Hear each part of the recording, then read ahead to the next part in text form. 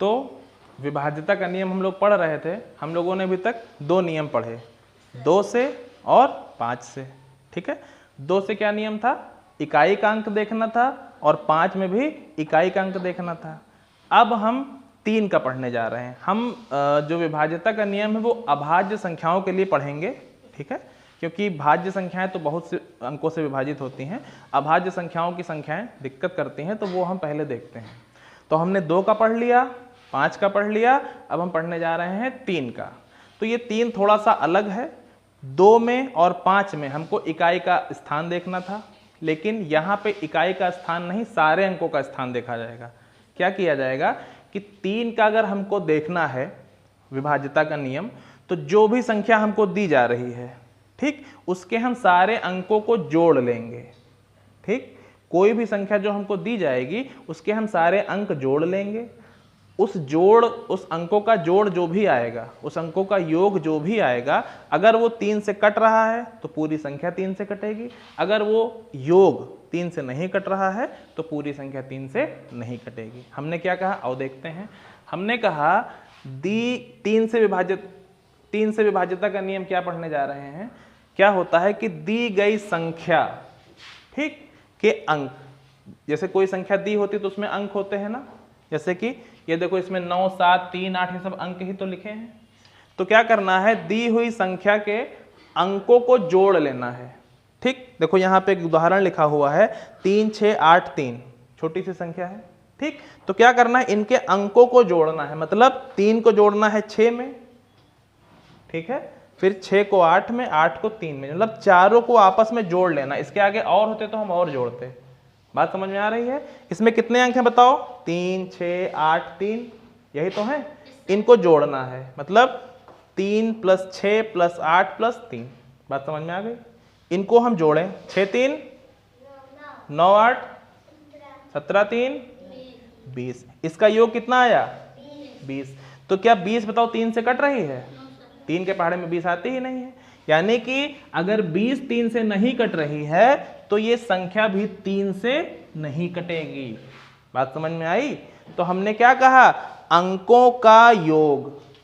ठीक है, क्या किया, इसको जोड़ लिया। अगर इसका जोड़ 3 से कटेगा तो ये संख्या भी 3 से कटेगी। इसका योग अगर 3 से नहीं कटेगा तो संख्या भी 3 से नहीं कटेगी।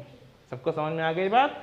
तो देखो हमने इसको लिखा भी इसी तरह से, क्या, पढ़ो सब लोग, दी गई संख्या के अंकों का योग यदि 3 से विभाजित होता है तो वह पूरी संख्या 3 से विभाजित होगी, और अगर अंकों का योग 3 से विभाजित नहीं होता है तो संख्या 3 से विभाजित नहीं होगी। सबको समझ में आ गई बात। तो 2 में क्या देखना था, इकाई का स्थान। 5 में क्या देखना था, इकाई का स्थान।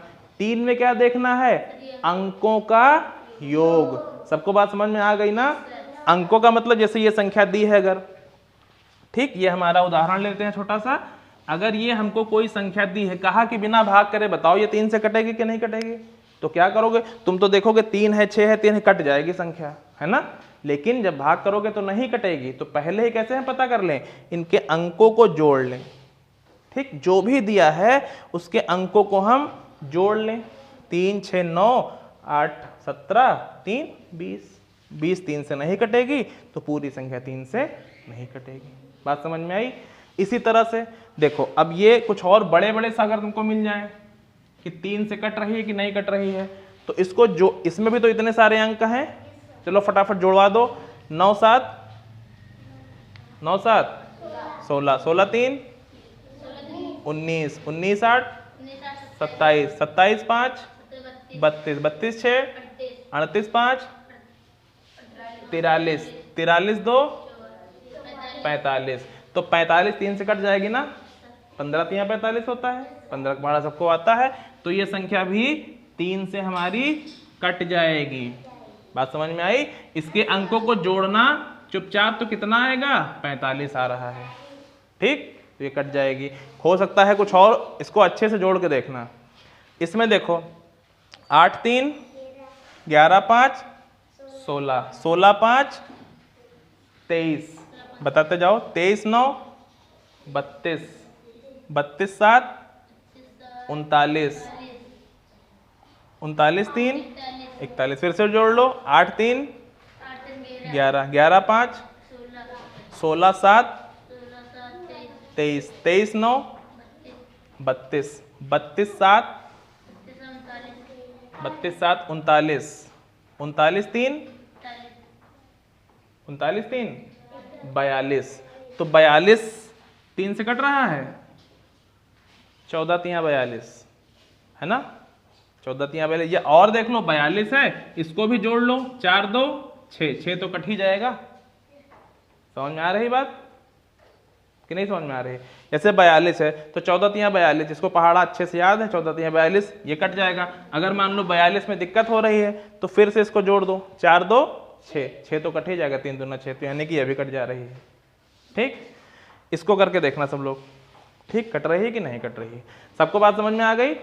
3 का नियम क्या है कि अंकों का योग अगर 3 से कटेगा तो पूरी संख्या 3 से कटेगी, अंकों का योग अगर 3 से नहीं कटेगा तो संख्या भी 3 से नहीं कटेगी। सबको समझ में आ गया? रोक दो।